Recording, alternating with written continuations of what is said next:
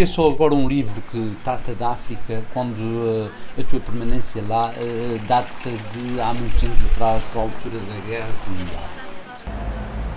Porque é uma oportunidade de juntar textos que foram sendo publicados ao longo destas últimas 3 décadas, dispersos, estavam incluídos em livros vários, e agora é uma oportunidade de juntá-los num único volume, acrescentar alguns inéditos o que permite uma leitura muito mais articulada daquilo que efetivamente é a escrita que eu fiz sobre a África. Não há aqui nenhum tipo de purga, digamos assim? Não, isso não tem qualquer efeito a esse nível, portanto, nem qualquer efeito, nem qualquer propósito de libertação,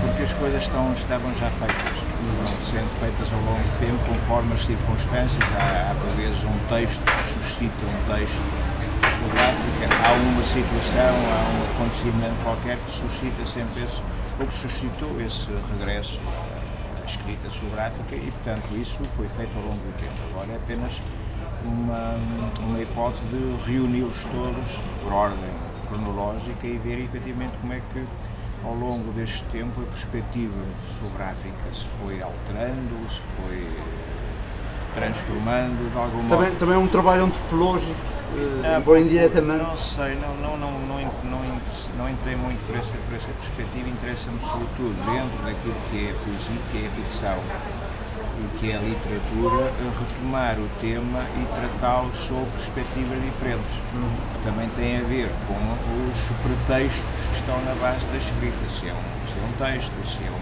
acontecimento, aliás, se é inclusive uma frase, uma conversa ouvida com antigos combatentes, alguns dos quais estiveram comigo em África.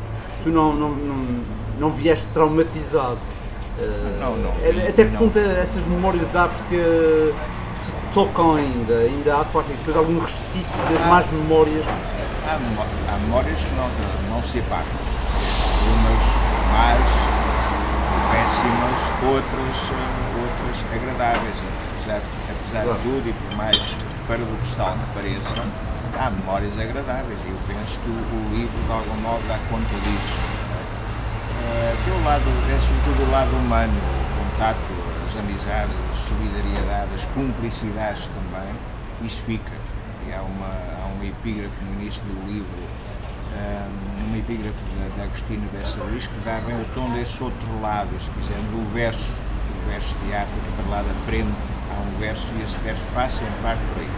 Mas também passa, noutra medida, também passa por aquilo que é o lado específico destes textos, que é a sua dimensão literária. Como é que um rapaz do Pico começa a escrever? Um rapaz do Pico, isso não é determinante, mas se calhar... De algum modo passa por aí, talvez. Então, não é um fator único, mas de qualquer modo é capaz de ter alguma influência. Em casa do meu avô materno, do meu avô Tencourt, ele lia muito, e a minha avó também. Muitos livros que havia por lá, alguns de literatura chamada literatura de cordel, ou folhetins, jornais, e em casa do meu avô Machado lia-se muitos jornais na comunidade portuguesa na Califórnia. Havia tios avós meus que lá estavam, alguns 3 ou 4, que enviavam os jornais que se publicavam na comunidade. E, portanto, eu tive, desde muito novo, contato com material impresso, com letras impressas, que é uma sorte. E depois lia e ia lendo, depois fui chegando, acedendo a outras leituras, e isso de algum modo levou à escrita. Eu penso que o processo é esse, não é? Comecei a escrever relativamente novo, não sei bem quando. Eu sei que o primeiro texto que eu tenho publicado, daqueles que eu tenho guardado, não sei se é o primeiro, porque há outros que eu não tenho, mas aquele que eu tenho guardado é de 65. Portanto, em 65 eu tinha 15 anos. E depois isso foi um processo continuado, muita coisa que ficou pelo caminho, como é óbvio, são experiências que ficam e que servem para uma espécie de treino. E em 72 tinha materiais que davam para aquele livrinho que acabou por sair em Setúbal, graças ao meu amigo livreiro Manuel Pereira de Medeiros, Micalense. Depois, a partir daí, as coisas foram correndo naturalmente. Fui escrevendo, fui publicando alguns livros em edições muito precárias.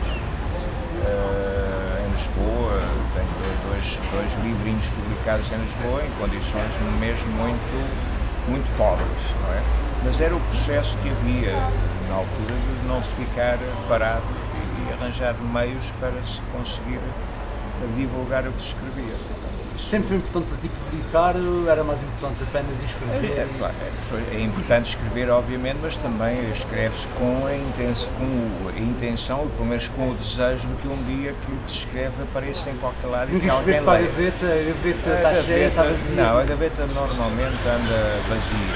Eu não escrevo em grandes quantidades, eu escrevo lentamente, há alturas em que de facto não consigo escrever, outras vezes tenho lá os textos que vou reformulando, vou aperfeiçoando e, portanto, não tenho por norma materiais de repouso e à espera de uma chance.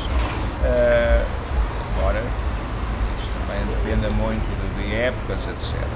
Mas, de qualquer modo, quando escrevo, escreve-se com digamos, o desejo de que alguma coisa apareça um dia e que seja lida, etc.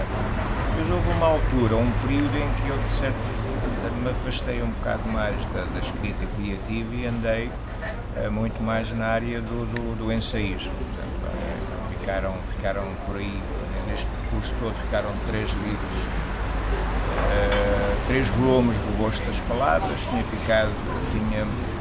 depois um texto sobre a imigração publicado na Horta, outro sobre Cabo Verde e os Açores publicado em Cabo Verde, por mais um livro de ensaios e, portanto, foi uma época em que eu me afastei mais da escrita criativa e por razões práticas, por razões de acompanhar o trabalho que se ia fazendo nas aulas, em termos de literaturas insulares e também como um resultado daquilo que era o trabalho das aulas, convivência com os alunos, com aquilo que eles traziam, de perspectivas, de questões que encontravam, etc. De alguma forma isso também servia a própria literatura, não é? É outra dimensão, até porque em termos daquilo que eu posso considerar uma qualidade escrita, eu ponho nos ensaios o mesmo rigor que ponho na escrita criativa. Isso, aí tudo bem, embora sejam discursos totalmente diferentes.